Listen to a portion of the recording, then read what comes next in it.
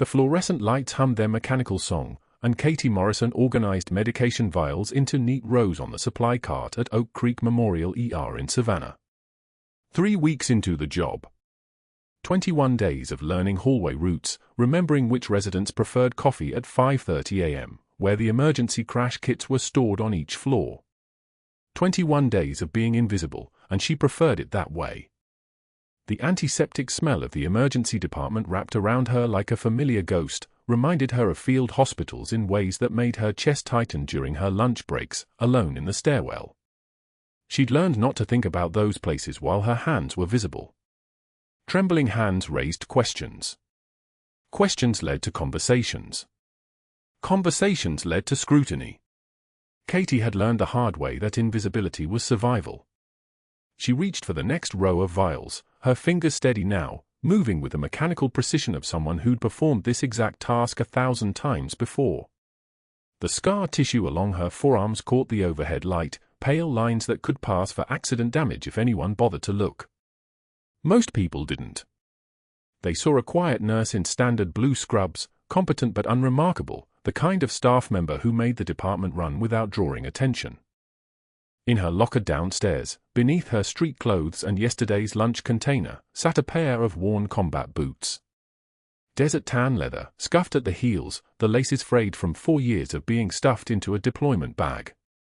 The only physical proof of who she'd been. The only thing the Pentagon hadn't managed to erase when they'd erased her service records, her rank, her decorations, and ordered her to disappear into the civilian world and never surface again. She kept a combat badge in her scrub pocket too. 75th Ranger Regiment insignia. A gift from a soldier in Ramadi whose name she wasn't supposed to remember, whose face she saw every time she closed her eyes. She'd pulled him from a burning Humvee while incoming fire hammered the asphalt around her feet. He'd handed her the badge 3 days later when they both were still shaking enough to drop things. "So you don't forget what you are," he'd said. She hadn't forgotten. She'd just learned to hide it.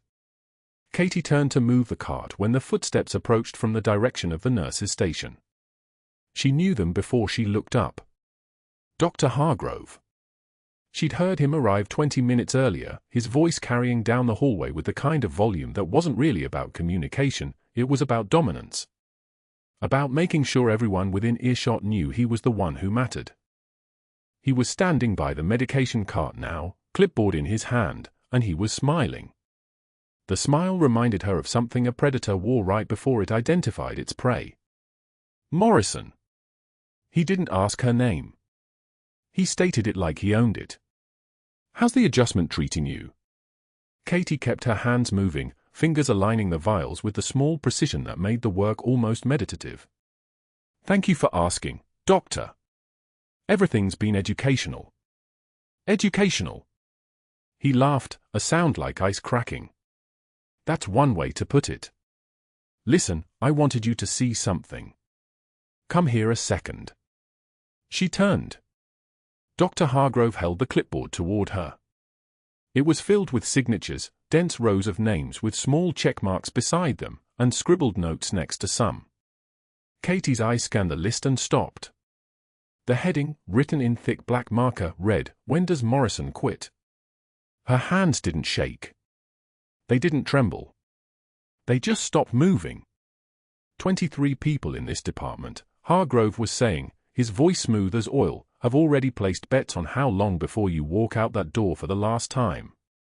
Most of them say Friday. A few optimists say next Tuesday. I gave you until Friday myself. He tapped the clipboard with his pen. You seem like the type who'll surprise everyone. Maybe you last until noon. Katie's eyes moved down the list. The names of nurses she'd worked alongside for 3 weeks. The names of residents who'd supervised her medication counts. The names of orderlies and a respiratory tech she'd asked for spare oxygen tubing just yesterday. Everyone. Everyone had signed. I don't understand, Doctor. Her voice came out steady. Deferential. The voice of someone new, someone grateful for the job, someone who didn't know yet that she was being assessed for vulnerabilities. Of course you don't. He smiled again, and this time she could see exactly what he was doing. He was showing her the hierarchy. The system. The way he controlled this place. This is what happens to new nurses who don't know how things work here at Oak Creek. Who haven't learned the protocols we actually follow, not the ones in the manual. See, we have a certain culture. And some people either adapt or they break. Katie looked at the clipboard one more time. The handwriting varied, rushed signatures, careful signatures, one written so small it was barely visible. But every single one was a person who'd already decided she wouldn't last. A person who'd already bet against her, right here on Hargrove's clipboard, probably while she was in another hallway organizing another cart, believing she was part of the team. "I appreciate you showing me this," Katie said. She didn't ask why he was showing her. She already knew. "Do you?" Hargrove's eyes gleamed. "Because I'm not sure you're understanding the full picture. See, in my department, I need nurses who understand the way things actually work. Not the textbook way. The real way." He gestured toward the hallway behind him, toward the patient care areas. "We see a lot of cases here. A lot of procedures that aren't exactly documented the traditional way. Billing codes that get a little creative. Treatments that insurance might want to question if they knew about them." He leaned in slightly. "I need staff who can look at those procedures and just accept that this is how Oak Creek Memorial runs. I need loyalty. Discretion." The word settled into the space between them like a door closing. Katie understood then. She understood completely. Hargrove wasn't running a betting pool because he was cruel, though he was cruel. He was running a betting pool because it worked. It broke down the confidence of new hires. It showed them they didn't belong. And the ones who stayed? The ones who didn't quit by Friday? Those were the ones who were desperate enough, or broken enough, or compromised enough to keep quiet about what they saw. This was how he kept his scheme running. Inflated billing codes. Phantom procedures. Insurance fraud that probably moved millions through the hospital system. And he needed people on staff who wouldn't question it. Who'd be too busy trying to prove they belonged to notice the things that should have made them report him immediately. Katie had spent 12 years as a senior chief petty officer in the United States military. She'd led people through combat situations that would break most minds. She'd trained in field medicine, in crisis management, in making decisions that determined whether people lived or died. She'd pulled bodies out of burning vehicles. She'd stitched wounds closed while incoming fire hammered the ground around her feet. She'd been classified as a legend in circles that no longer officially acknowledged her existence. And Dr. Hargrove was looking at her like she was a frightened, desperate nurse who would do anything to keep her job. "I understand, Doctor." She reached down and picked up one of the vials from the cart. Her hands were perfectly steady. "Where would you like me to start?" His smile widened. He actually believed she was already broken. Katie moved past him toward the medication bay, the combat badge pressing against her chest through the fabric of her scrubs. The fluorescent lights overhead buzzed their mechanical song, and the department continued its controlled chaos around her, monitors beeping, phones ringing, the distant sound of a stretcher rolling down tile flooring. Rubber gloves snapped. Equipment clattered. The sounds of a hospital that didn't know it was employing someone who'd seen far worse than what Hargrove could orchestrate. What they didn't know was that Katie Morrison had already survived being disappeared by the Pentagon. She'd already survived being ordered to erase herself, to walk away from her rank and her service and everything she'd built over more than a decade of service that the government refused to acknowledge. She'd already survived watching the military tell her she was a ghost, that her records would be classified beyond any civilian's reach, that her decorations would never be public, that her rank would stay locked in a vault at the Pentagon and she should never, ever surface again. She'd already survived the worst kind of erasure. A betting pool from a hospital department was barely weather. The next voice she heard was from Dr. Hargrove, already 3 hallways away, shouting orders at a resident about a patient's EKG. His voice carried the same confidence, the same absolute certainty that this was his domain and he controlled everything in it. Katie organized the medication vials into their slots and thought about the 75th Ranger Regiment insignia in her pocket. She thought about the soldier in Ramadi. She thought about the pair of boots in her locker downstairs, waiting in the dark of a metal cabinet. And then she got back to work. The supply room smelled like antiseptic and latex. Thursday morning, 6:36 a.m., before the day's shift officially started, before the first patients arrived. Katie was restocking the crash cart when Dr. Hargrove slipped through the door behind her and positioned himself between her and the exit. She didn't turn around immediately. She knew what was coming. "I give you until Friday," he announced, loud enough that nurses passing in the hallway would hear every word. He held up a clipboard, waving it like a trophy. 6 signatures. The betting pool. The smart money says you break by midnight tomorrow. Katie finished arranging the defibrillator pads in their sterile packets. Her hands moved with precision, each movement deliberate, controlled. Only then did she turn to face him. Their eyes met. She took one measured breath through her nose, held it, released it slowly. The fluorescent lights overhead cast everything in that colorless white glow that made everyone look slightly dead. "No comment, sweetheart." His smirk was the smirk of a man who'd never encountered resistance he couldn't simply talk over or talk away. Katie's voice came out quiet. Not trembling. Not scared. Just flat and devastatingly calm. "I've sewn men back together under mortar fire. Your tantrums don't even register as weather." The words hung in the supply room air like a scalpel suspended above skin. Hargrove's face flushed red, a deep crimson that started at his collar and spread upward like an infection. His jaw clenched once, twice. He'd been expecting her to cry, to apologize, to beg for his approval. He'd been expecting the timid new nurse to crumble under the weight of public humiliation. Instead, he was standing 3 feet from someone who'd seen things that would make his worst nightmare look like a bad afternoon. He stepped aside. Katie walked past him, her shoulders back, her eyes forward. She didn't look at him as she left the supply room. She didn't need to.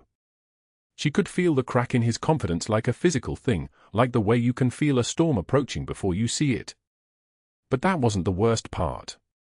Friday morning, the cafeteria was packed during the lunch rush, every table filled, the line snaking back 20 feet, residents picking up sandwiches, families visiting patients stopping by for coffee. Katie sat at a table near the windows with 2 other nurses, her lunch tray in front of her, soup, turkey sandwich, a bottle of water. Normal. Unremarkable. Invisible. Hargrove approached from her left side. He was telling a story to one of the orthopedic residents, his voice loud and animated, his hand gestures expansive. He was performing for an audience. He gestured broadly while describing some complicated fracture repair, and his hand swept directly across Katie's tray. Not accidentally. The gesture was too controlled, too precise. The bowl of soup cascaded across the tile floor. The sandwich tumbled after it. Pieces of lettuce scattered like confetti. "Oh, clumsy me," Hargrove said, his voice dripping with false concern, loud enough that half the cafeteria turned to look. "Better clean that up before someone slips." The room didn't go completely silent. Conversation continued, the hiss of the espresso machine in the corner, someone's phone buzzing, but Katie felt every pair of eyes at the nearby tables shift toward her. Watching. Waiting to see what she'd do. She stood slowly. One tear escaped from her left eye.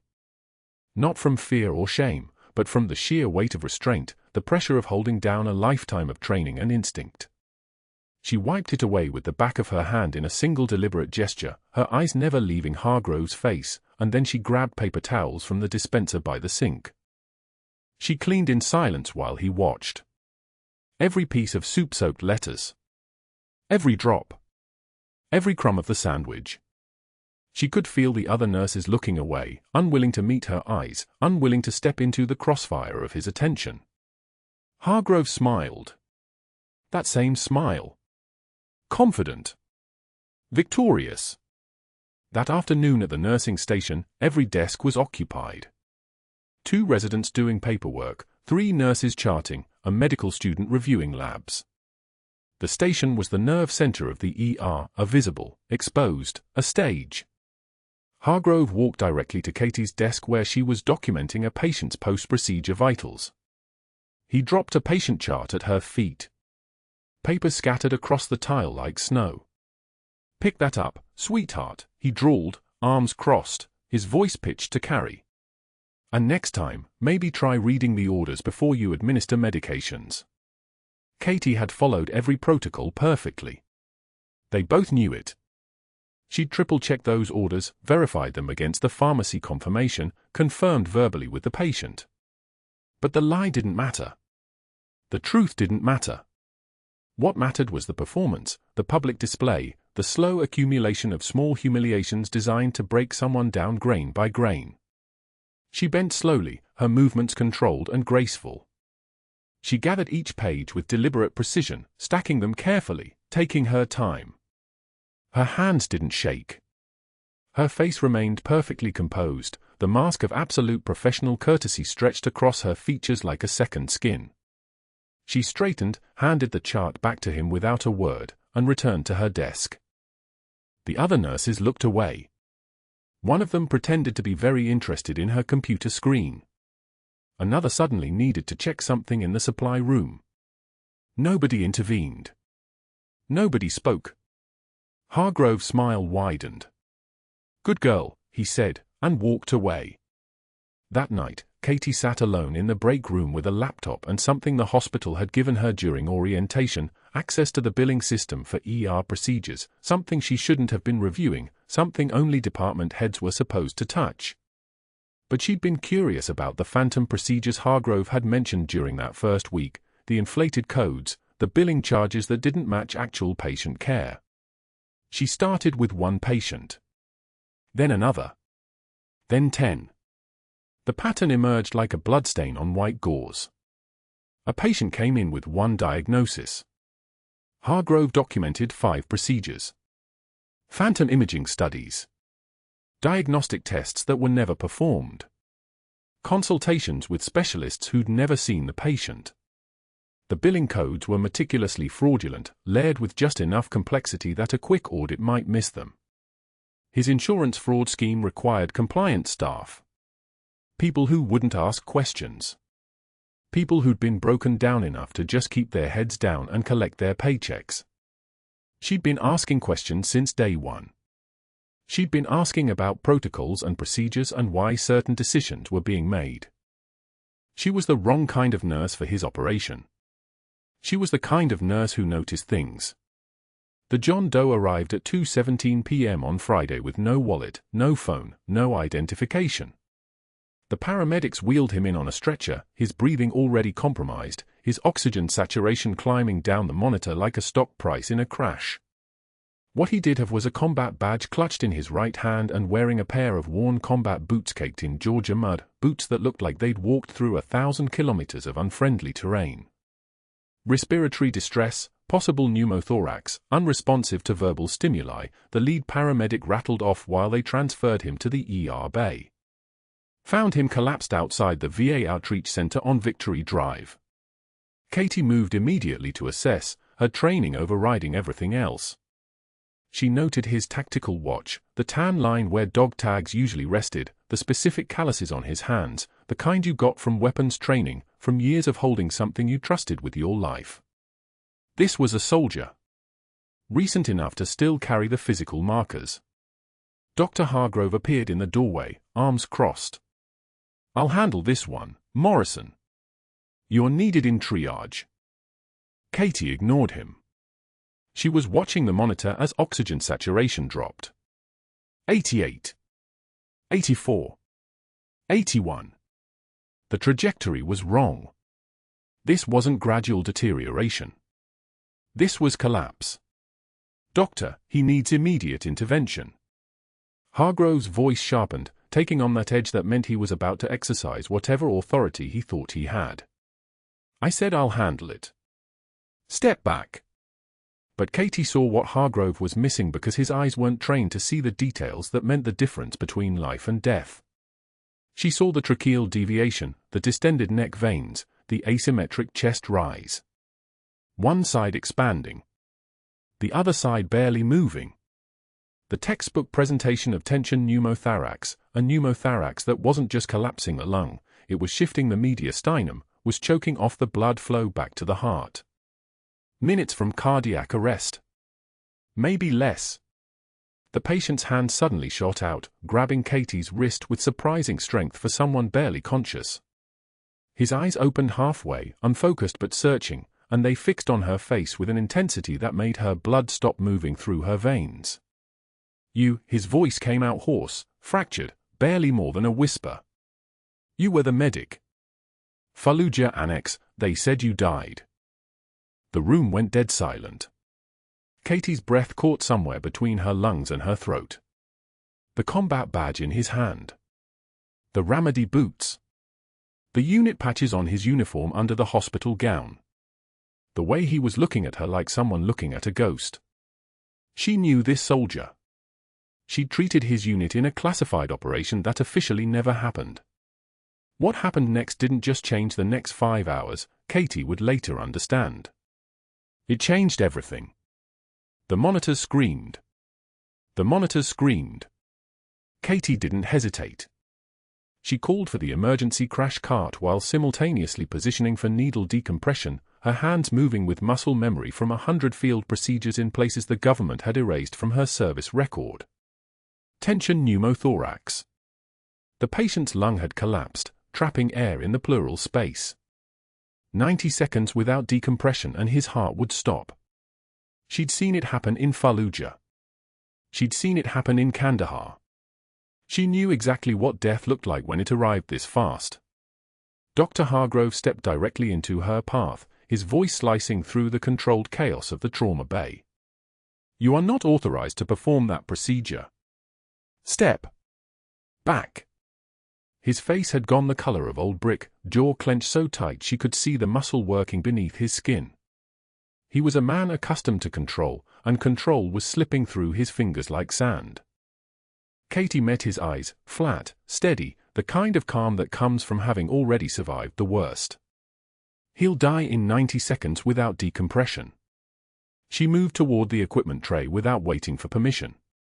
The patient was gasping now, his color turning that particular shade of slate gray that meant oxygen saturation in the basement. Every second mattered. Every second was a calculation. Hargrove grabbed her shoulder, his fingers digging in like he was anchoring himself to authority he no longer possessed. Then I'll do it. You're off this case. His voice had climbed an octave, desperation bleeding through the arrogance like ink through wet paper. But he didn't move to prep the equipment. He didn't reach for the angiocath needle. Katie watched his hand stay frozen at his sides, and she understood instantly he hadn't performed emergency decompression in years. Maybe decades.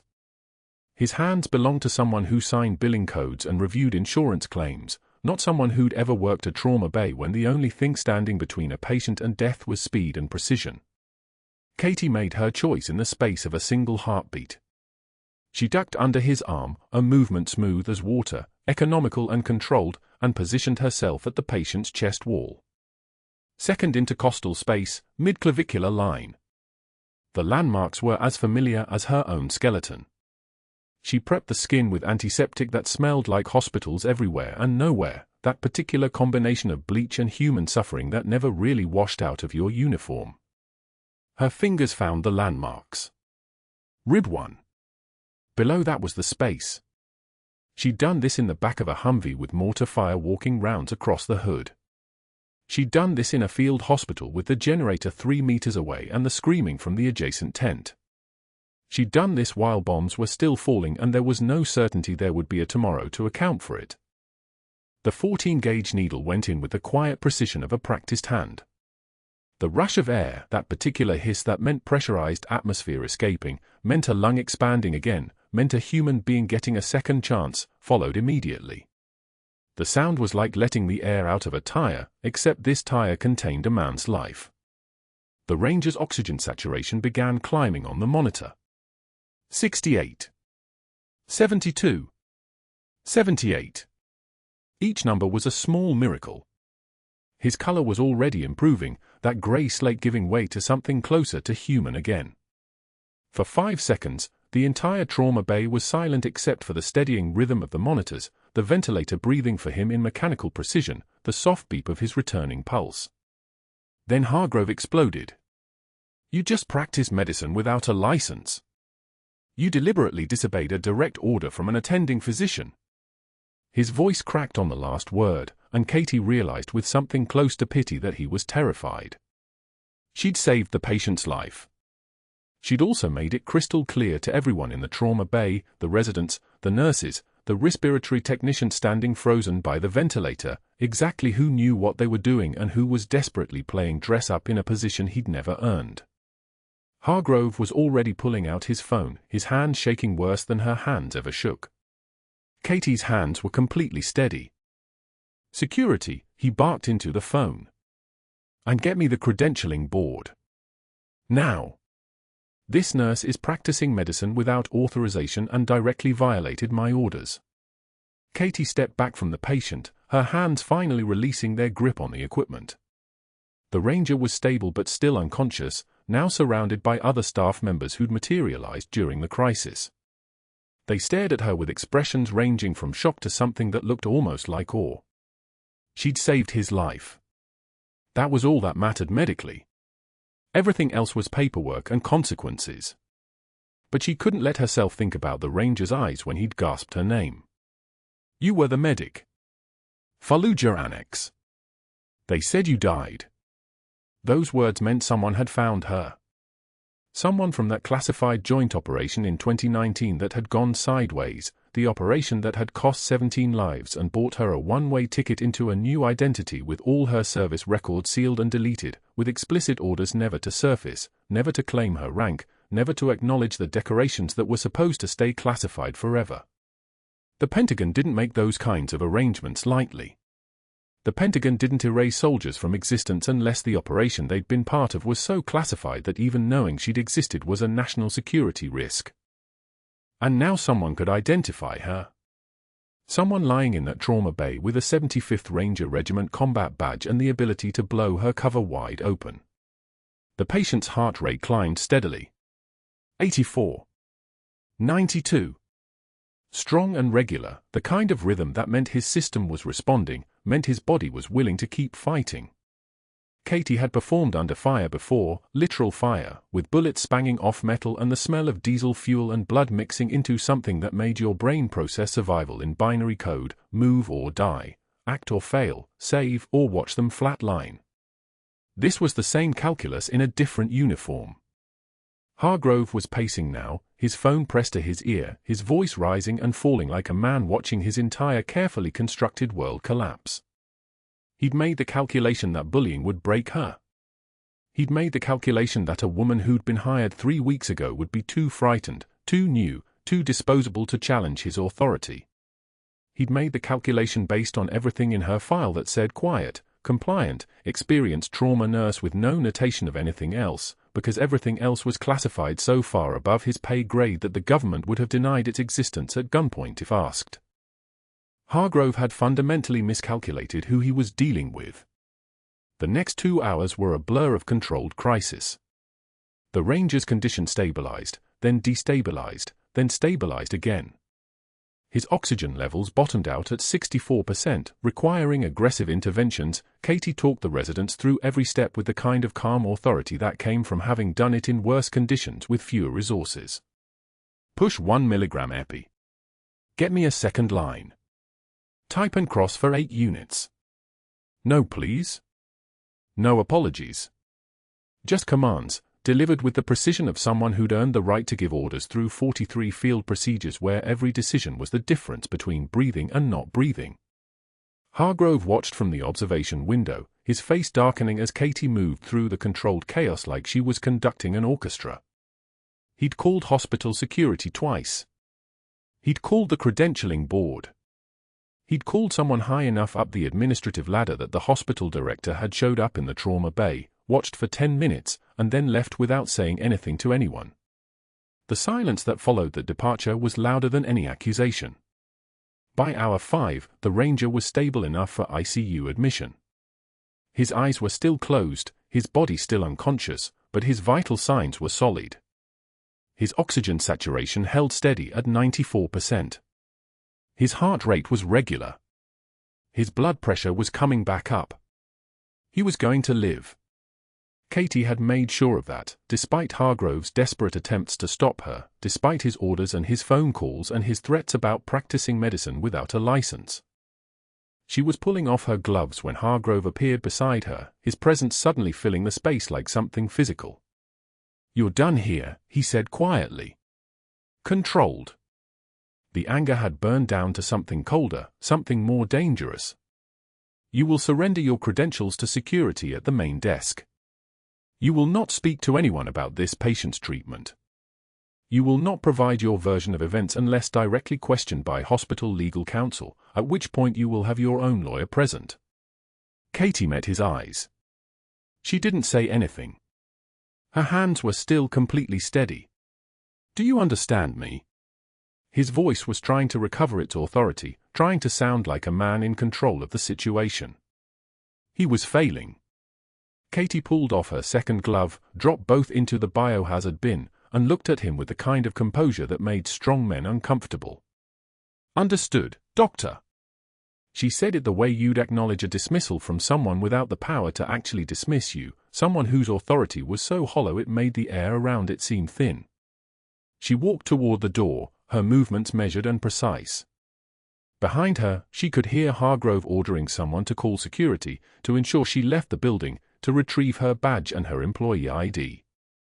Behind her, the monitors continued their steady beeping. Behind her, a man who'd recognized a dead soldier was beginning to wake up in an ICU bed, his eyes moving beneath closed lids, his brain starting to process the fact that he'd made it through. The fluorescent lights buzzed overhead, that particular high-pitched hum that existed in every hospital in America, in every building where people came to either get better or say goodbye. Katie pushed through the double doors into the main corridor, and she knew, with the absolute certainty that came from having survived things Hargrove couldn't imagine, that she'd just triggered a cascade of events that couldn't be stopped anymore. The real nightmare was about to begin. Within the hour, Dr. Hargrove had activated his full network like a man flipping switches on a control panel he'd spent years building. Katie stood in the hallway outside the trauma bay, watching him through the glass partition of his office, phone pressed to his ear, the expression on his face a mixture of satisfaction and calculation. He didn't bother closing the door. He wanted her to hear. 3 board members, he said to someone on the line, his voice carrying down the corridor with deliberate clarity. "I need them called. Now. Tell them we have a nurse practicing beyond her scope. Patient safety issue. Liability nightmare." He paused, listening. "No, I don't care if they're in meetings. Pull them out." Katie's hands remained steady at her sides. She'd seen worse power plays than this, she'd watched men who controlled actual armies make actual threats. A hospital administrator was small theater by comparison. But it was theater with teeth, and she knew exactly how the script went. The Ranger had coded twice in the past 3 hours. Twice, the overhead had announced code blue, Trauma Bay 3. Twice, Katie heard the crash team running. She wasn't allowed near him anymore. Hargrove had made sure of that, positioning himself like a sentry between her and the patient she'd saved, the patient who'd recognized her as someone who was supposed to be dead. Hargrove made his second set of calls from his desk, this time to the references listed on Katie's employment application. The manufactured background her handlers had created when she'd been ordered to disappear after the 2019 classified operation in Fallujah went sideways. She'd memorized every detail of the cover identity, 12 years at various hospitals, gaps explained by volunteer work overseas, recommendations from physicians who didn't actually exist but whose contact information would route to answering services her handlers maintained. "I need you to deny her employment history," Hargrove said, his voice taking on a conspiratorial tone that made Katie's jaw tighten slightly. "Claim there are gaps. Tell me you can't verify her work record. I don't care if it's true. Make it sound plausible." The manipulation was almost artful. Hargrove wasn't looking for truth, truth wouldn't matter. He was building a narrative, layering one false accusation on top of another until it became impossible to distinguish fact from fabrication. It was the kind of tactical assault that worked in institutional settings where documentation mattered more than reality, where paper trails and procedure could bury a person deeper than any physical blow. By 4:53 p.m., a hospital investigator had arrived with a tablet and a briefcase, setting up in the small conference room adjacent to the administrative wing. Katie watched through the hallway glass as they spread her file across the table like a surgeon laying out instruments. 3 board members called in. 2 human resources directors. A compliance officer. All of them making notes, taking phone numbers, building a case against someone they'd never met, based on accusations they didn't need to verify. Insubordination, Hargrove was saying to the investigator, his voice pitched low but still carrying. Reckless endangerment. She performed a procedure well outside her nursing scope without physician authorization. I have witnesses. The investigator was making notes, nodding. She didn't ask for those witnesses. She didn't ask for specifics. The machinery had been set in motion, and it didn't need evidence to keep running, it only needed momentum. Katie turned away from the glass and walked to the security desk on the main floor. It was 3:45 p.m. when she placed her badge on the counter. The plastic felt heavier than it should have, despite weighing almost nothing. The security guard looked up, confused. You clocking out? I'm being asked to leave, Katie said, her voice level as still water. It's administrative. She didn't ask questions. She didn't demand answers. She didn't raise her voice or defend herself or ask to speak with a lawyer. Katie simply surrendered the badge and turned toward the exit, aware of Hargrove watching from his office window 3 floors above, his arms crossed, his expression the satisfied mask of a man who believed he'd just won something important. The evening shift staff watched her walk out. She felt their eyes on her back, felt the weight of their confusion and pity. Some of them had seen her save that ranger's life. Some of them had watched her maintain composure while Hargrove humiliated her all week. Now they were watching her leave, escorted by security at 3:53 p.m. on a Tuesday, with no explanation and no opportunity to fight back. But that wasn't the worst part. The worst part was the 17 missed calls on her phone by the time she reached her car in the parking lot. Unknown numbers. Some with military area codes. Some from numbers she recognized as government lines. Someone had made a phone call. Someone had said a name. Senior Chief Morrison. Call sign Phantom 6. A woman who was supposed to be dead. Katie sat in her car for 20 minutes, staring at the combat badge she'd retrieved from the pocket of her scrubs. 75th Ranger Regiment. Ramadi deployment. The insignia was worn smooth from years of being gripped by hands that had held lives together in places where death was the default outcome. She turned it over, reading the inscription on the back, a date she would never forget, and coordinates she could still navigate to blindfolded. The Ranger had survived the second code. She'd heard the announcement, heard the crash team call all clear. But she didn't know if he'd survive the third crisis, the third critical moment. She didn't know if he'd made any calls before they sedated him, if he'd said her name to anyone, if the cascade she'd triggered by saving his life was already rolling downhill with unstoppable momentum. The drive to the Savannah VA hospital took 23 minutes. Katie pulled into the parking lot at 8:15 p.m. and sat for another 5 minutes, watching people move through the lit windows. Veterans. Families. Medical staff. The whole ecosystem of healing that existed because some people had been broken in places most people never had to think about.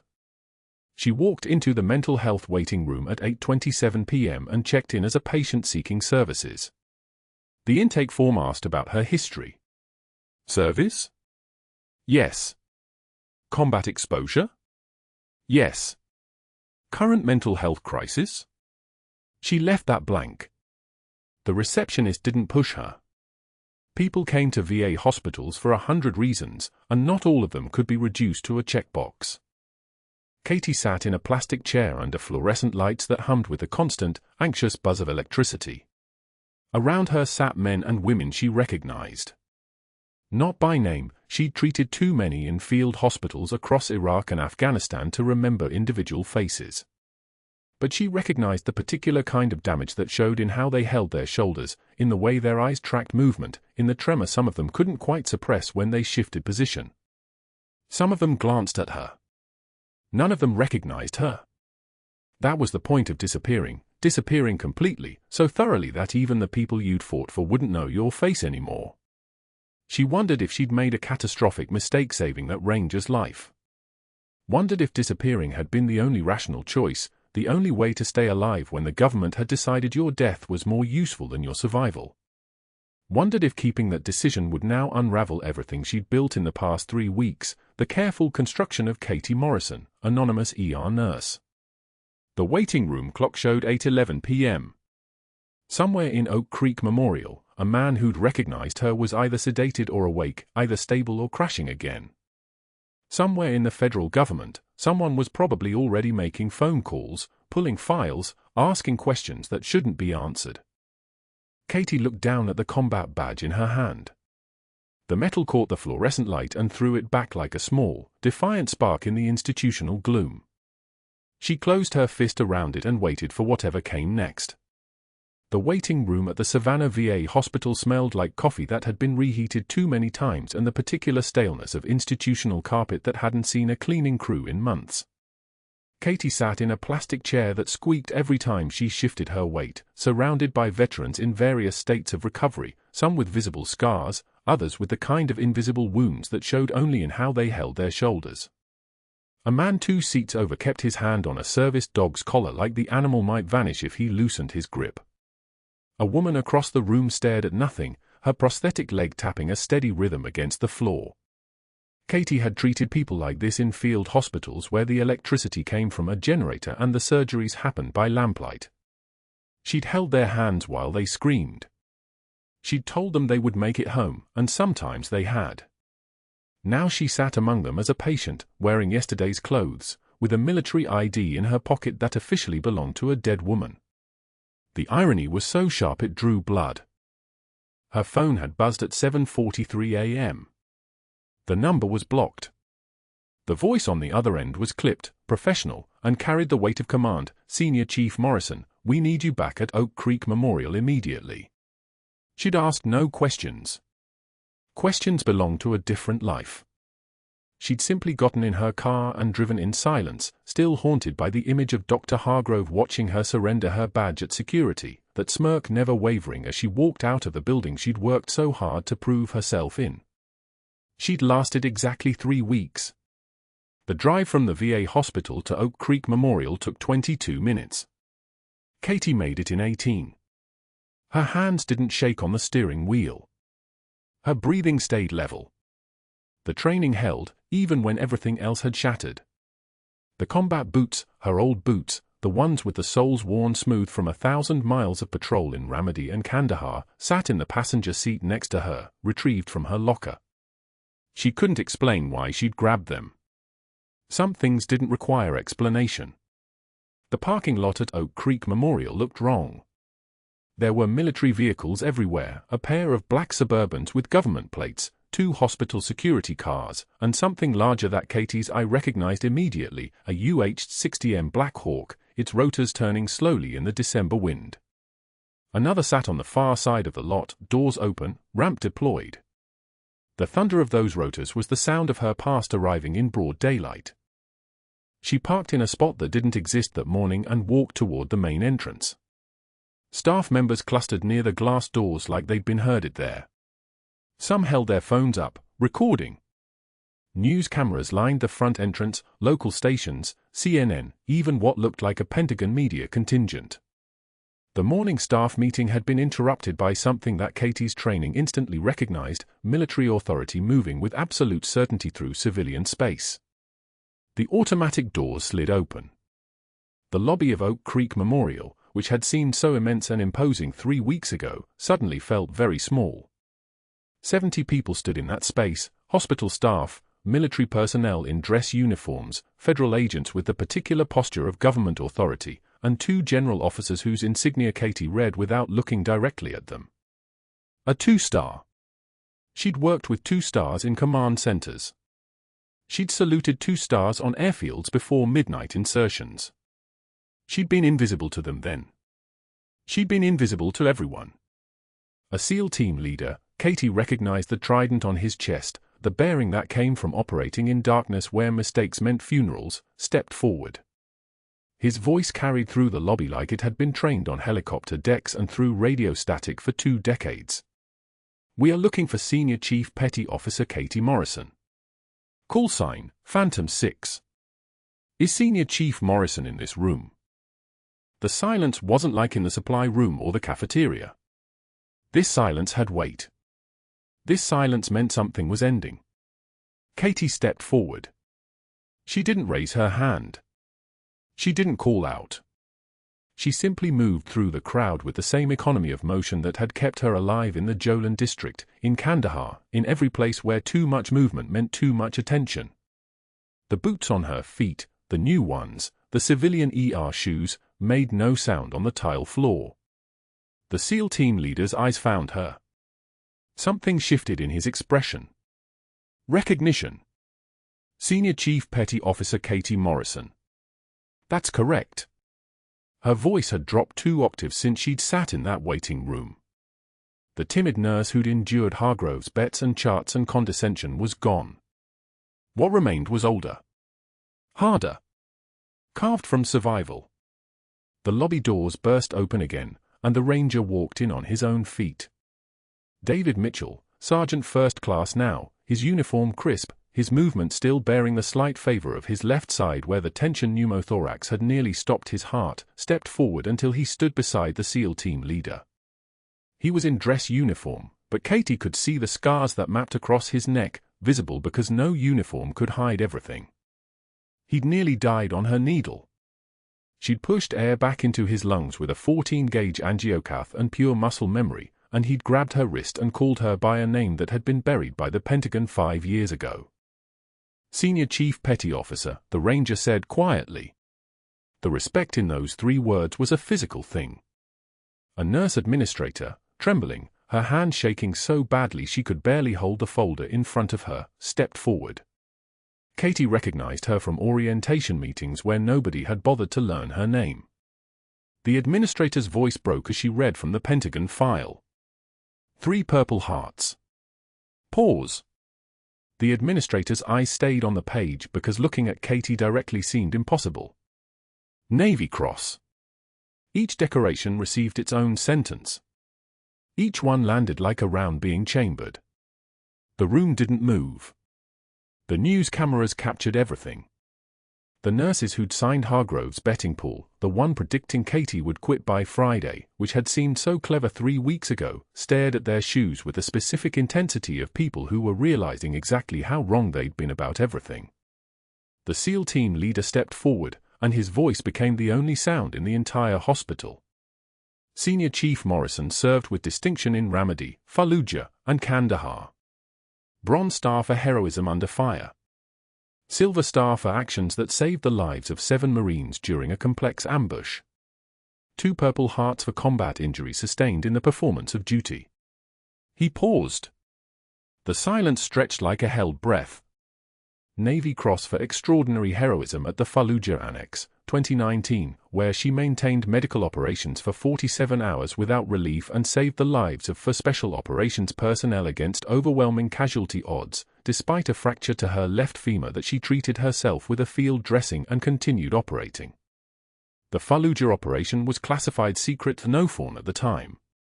It remains classified. Senior Chief Morrison was required to disappear. To be erased from official record. To never claim her service, her rank, or her decorations. The words hung in the air like they could change the molecular weight of the room itself. Katie's composure didn't crack. Her jaw tightened slightly. That was all the emotion she allowed. And then Dr. Marcus Hargrove went grey. He stood in the back corner of the lobby. Katie hadn't noticed when he'd arrived, but he'd positioned himself near the windows where he could watch the situation unfold like it was a medical chart that didn't make sense, and every molecule of confidence drained from his face. His mouth opened. His hands dropped to his sides. In that moment, watching his career become a classified casualty, Hargrove looked smaller than she'd ever seen him. Smaller than when he'd knocked the lunch tray from her hands. Smaller than when he'd thrown a patient chart at her feet. Smaller than when he'd threatened her with ultimatums and betting pools and institutional machinery. The two-star general, silver stars catching the fluorescent light like small, defiant sparks, stepped forward. The silence was so thick you could have drawn blood from it. Dr. Marcus Hargrove. The general's voice was the kind of authority that didn't need to be raised. During our background investigation of Senior Chief Morrison, triggered by your credentialing complaint, federal investigators uncovered substantial evidence of insurance fraud, falsified medical records, and systematic billing irregularities affecting veteran patients at this facility. $6 million in fraudulent claims have been identified. Preliminary investigation suggests the actual number may exceed $14 million. Hargrove's mouth moved. No sound came out. You are hereby terminated from all duties at Oak Creek Memorial, effective immediately. Your medical license is suspended pending federal action. Military investigators have been working with the FBI since midnight.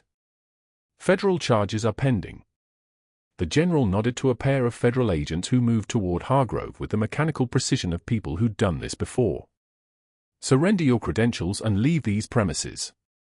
This is a civilian hospital, Hargrove managed. His voice had become something thin and desperate. You don't have jurisdiction. The ranger you obstructed during emergency treatment is active duty military. Senior Chief Morrison is active duty military. Every fraudulent claim involving veteran patients is federal jurisdiction. The general's eyes were the color of ice. Leave. Now. They escorted Hargrove past reporters. Past nurses who'd signed his betting pools. Past the ranger he'd tried to let die on an operating table. His eyes found Katie's for one brief moment, a fraction of a second where his expression shifted from desperation to something like understanding. She gave him nothing. No satisfaction. No vindication. Just the same quiet dignity she'd maintained while standing in the supply room and listening to his ultimatums. She just looked at him. Looked, and waited for him to understand. He looked away first. He always would. The SEAL team leader approached Katie with a shadow box in his hands. The glass was clean enough that Katie could see her own reflection in it, and for a moment she didn't recognize herself. The woman looking back was someone who'd survived something. Someone who'd been unmade and was in the process of becoming again. Inside the shadow box, 3 purple hearts arranged in a line. A navy cross, its ribbon catching light. Her anchor's insignia, the brass worn smooth from handling.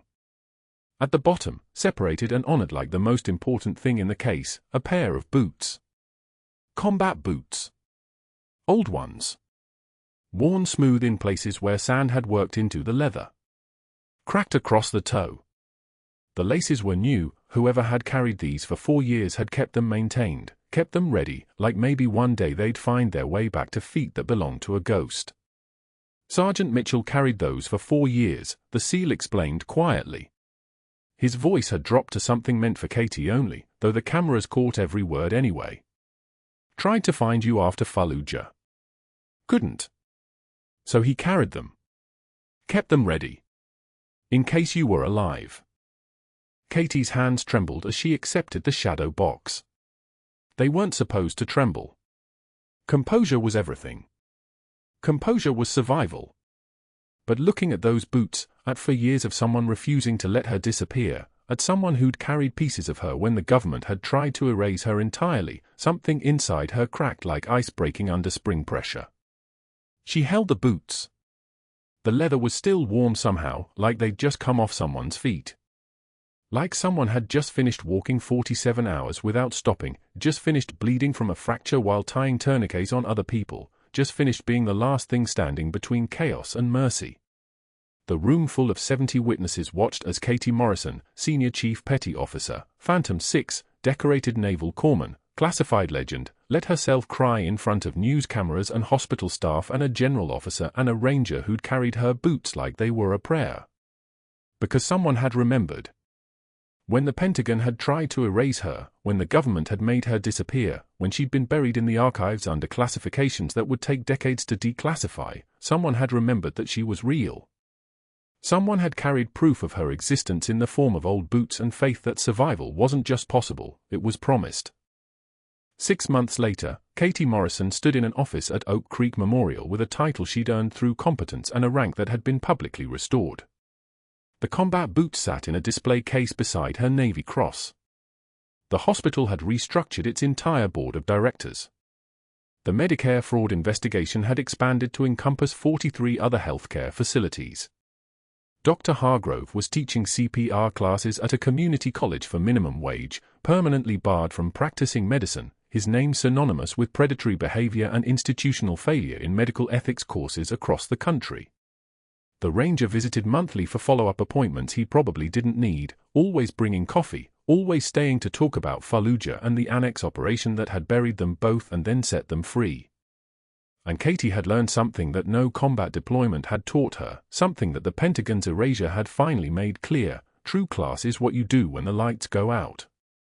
And hers had come back on.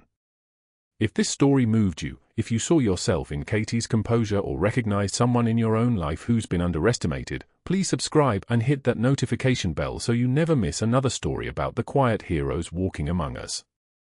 Comment below, what would you have done in Katie's position? And share this with someone who needs to know that survival isn't just about being unbreakable.